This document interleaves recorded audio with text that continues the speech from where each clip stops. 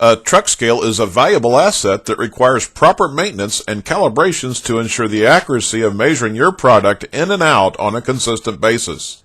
A scale can be within legal tolerance and could be potentially losing $35,000 to $50,000 per year. This is a conservative number based on weighing only 10 trucks per day of either corn, scrap metal, or asphalt as an example.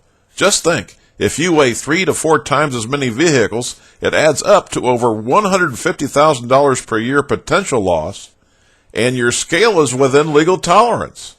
That is why your scale should be brought as close to zero error as possible, and the reason a preventive maintenance program should be in place. You should be insisting that your scale service provider does this without fail to ensure your profits. Hammel Scale does this on a routine basis, as we will demonstrate in the following video.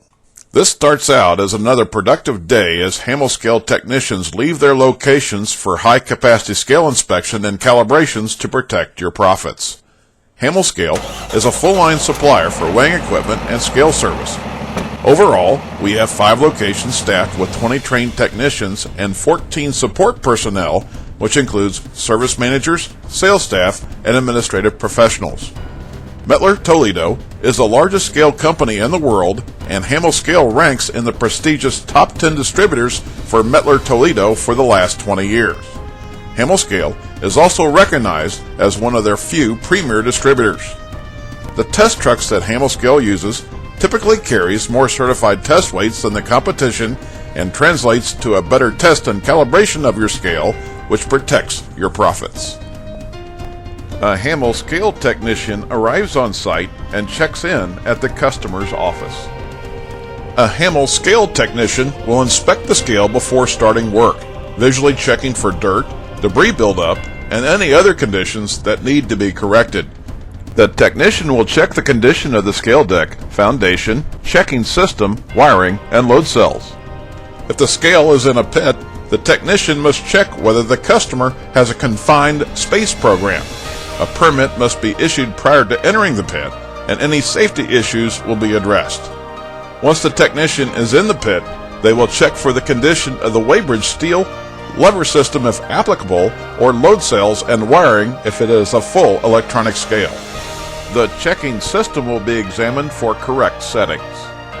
After a complete inspection has been performed, any problems will be noted on the large-scale test report and the customer service acknowledgement form. The technician will then check the scale indicator and printer prior to starting the test. The technician will ensure the scale is on zero prior to starting testing. The weight evaluation process is started by applying the test cart, which is a certified weight of 5,000 pounds, to the scale. The technician will check and record the reading on the test report. Certified weights are now placed in the cart in 4,000-pound increments and checked at each point, and the readings are recorded. The test cart is driven over each load point with the readings recorded. After all points have been tested, the technician will determine if any adjustments are needed. If adjustments are made, the process will continue until the recordings are as satisfactory and as close to zero error as possible. Once the load points are in agreement, the calibration of the instrument can be performed at 25,000 pounds. At this point, the weight cart is removed from the scale and a zero reading is rechecked. The empty test truck is now applied to the scale, and the reading recorded under the strain area on the report is identified as the test load. At this point, the technician returns the weight cart onto the scale, adding the 25,000 pounds to the test load reading. The reading is compared to the expected test load reading plus 25,000 pounds and recorded in the actual reading column, and error margin is noted if any. Then, a decreasing load test is performed as the weights in the cart are being loaded back in the test truck, and the weight readings are recorded for each step, and any error margin is noted on the test report. Testing is now complete, and the scale is open for normal traffic.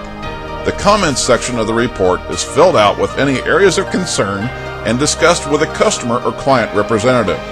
The report is then completed and signed by the customer. The report is sent to the state as required by law. If you would like us to protect your profits, call Hammel Scale at an office closest to your location. We have heavy-duty calibration units and master tech-trained technicians in each of the above locations to serve you more efficiently and effectively. Customers are the focus of everything we do at Hammel Scale.